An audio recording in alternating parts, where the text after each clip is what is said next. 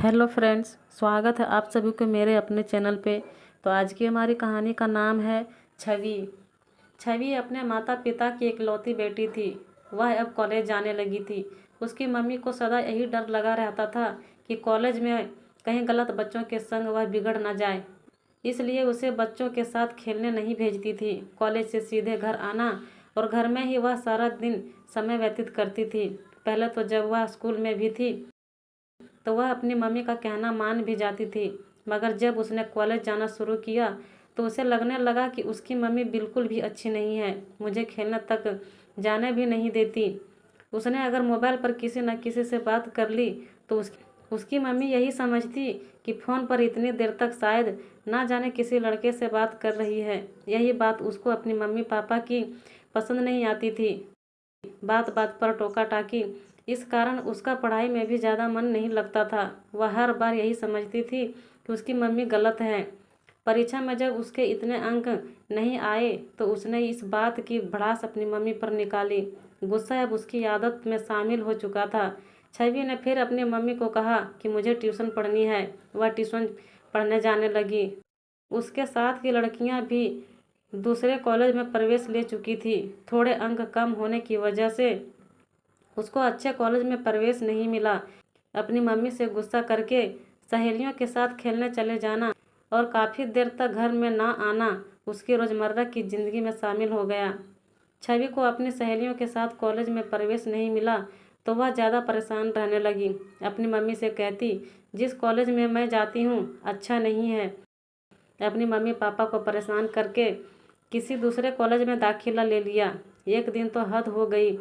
जब उसकी मम्मी ने उसे किसी बात को लेकर डांटा तो उसने अंदर से दरवाज़ा बंद कर लिया। छवि जैसी बच्ची को एक अच्छे सलाहकार की ज़रूरत थी। उसके घर के समीप ही एक आंटी के आ जाने से उसके व्यवहार में थोड़ा परिवर्तन आया। बच्चों की गतिविधियों पर नज़र तो रखनी चाहिए, विशेषकर बच्चे बड़े हो जाते हैं तो उसके साथ मित्रतापूर्ण व्यवहार करना चाहिए और उन बच्चों पर विश्वास रखना चाहिए। बच्चे अपने हम उम्र दोस्तों के साथ ही खुलकर बातें करते हैं। हमें मम्मी ना बनकर उसके दोस्त बनना होगा और उसको प्यार से हर बात समझानी होगी। वह भी तुमसे सारी बातें खुलकर कह पाएगी। पिता को भी चाहिए कि वह कहाँ जा रही है, क्या कर रही है, उसके पीछे पीछे नहीं भागना चाहिए। उसे अगर अपने बच्चों पर विश्वास है। छवि की मम्मी भी अब समझ चुकी थी। उससे एक दोस्त की तरह से बातें करती थी। साथ वाली आंटी ने छवि की मम्मी को समझाया कि आपकी बेटी बहुत ही समझदार है। वह अपना भला बुरा सब कुछ समझती है। आप उसके साथ ज़्यादा ही सख्ती से पेश आती हो। आपको उसकी मम्मी ना बनकर उसके साथ सहेली वाला माहौल बनाना है। तब देखो आप चमत्कार। उसकी मम्मी जब छवि कॉलेज से वापस आ जाती तो कहती, छवि चलो आज हम घूमने चलते हैं। चलो आज माल रोड पर पहुंचकर शॉपिंग करने चलते हैं। चलो आज बाहर डिनर करने चलते हैं। जाओ अपनी सहेलियों के साथ घूम आओ। छवि भी अपनी मम्मी में आए परिवर्तन से हैरान थी, परंतु कुछ कहती नहीं थी। एक दिन छवि ने अपनी मम्मी को बताया कि उसके पड़ोस का एक लड़का उसे हर रोज़ परेशान करता है। वह कहता है कि अगर तुमने किसी को मेरे बारे में बताया तो वह तुम्हें और तुम्हारे मम्मी पापा को छोड़ेगा नहीं। मम्मी उसकी बात सुनकर हैरान हो गई। उसकी मम्मी ने छवि को कहा, बेटा तुझे उस लड़के से डरने की कोई ज़रूरत नहीं है। तुमने यह बात बताकर मुझे उम्मीद की किरण जगा दी है। मेरी बेटी कितनी महान है। हम उस लड़के को माँ बेटी मिलकर दोनों माँ बेटी सबक सिखाएंगे। छवि की मम्मी उस लड़के के माता पिता से मिलने गई। उस लड़के के माता पिता वहाँ नहीं मिले। वहाँ पर उसकी धाई माँ थी जो उसकी देखभाल करती थी। उसे नहीं पता चला कि वह लड़का बहुत ही बिगड़ चुका है क्योंकि उसके माता पिता ने उसकी तरफ ध्यान नहीं दिया। उस लड़की की मम्मी क्लब में देर रात तक पार्टी करना और पापा तो हरदम टूर पर ही रहते थे। वह तो बेचारा धाई माँ के सहारे था। इस तरह वह लड़का देर रात तक बाहर रहना और ड्रिंक करने लग गया था।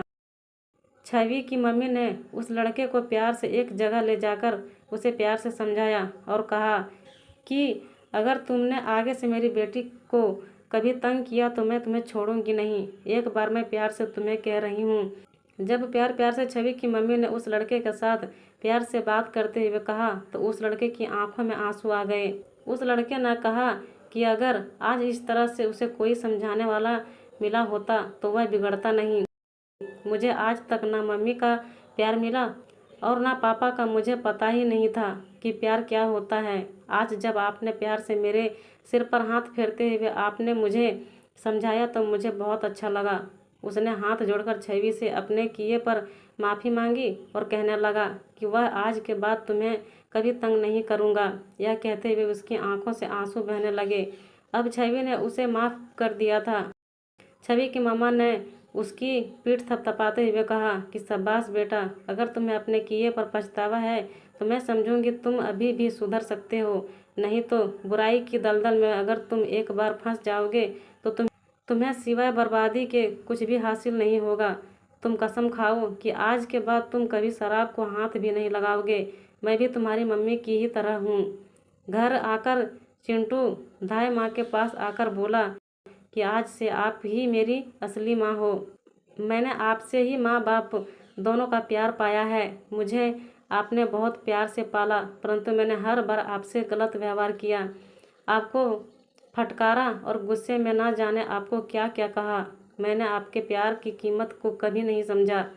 आप ज़बरदस्ती मुझे खाना खिलाती थी, स्वयं भूखी रह जाती थी। जिस दिन मैं भूखा रहता था आप भी भूखी रहती थी। अब मैं तुम्हारी देखभाल करूँगा। मैं अब नौकरी करके आपको अपने साथ ले जाकर यहाँ से कहीं दूर चला जाऊँगा, क्योंकि आपका भी इस दुनिया में कोई नहीं है। घर आकर उसने अपनी धाय माँ के पैर छुए और कहा कि आप मुझे आशीर्वाद दें ताकि मैं जल्दी से जल्दी अपने पैरों पर खड़ा होकर एक बेटा होने का फ़र्ज पूरा कर सकूं। मेरे माता पिता को तो मेरे होने या ना होने से कोई फ़र्क नहीं पड़ता। उनके लिए रुपया पैसा ही सब कुछ है। ऐसे धन दौलत किस काम की, जिससे अपनों का साथ होते हुए भी अपनों की कमी का एहसास होता है। अच्छा माँ, कहकर चिंटू नौकरी की तलाश में चला गया। चिंटू के माता पिता को जब समझ आई तब तक बहुत देर हो चुकी थी। उसका बेटा उसके हाथ से निकल चुका था। उन्हें अपने किए की सज़ा मिल चुकी थी। धन्यवाद।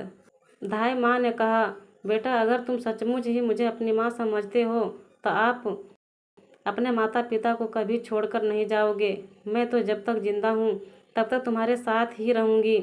चिंटू ने धाय माँ के कहने पर अपने माता पिता को माफ़ कर दिया था। वह उसके साथ खुशी खुशी रहने लगे गया था।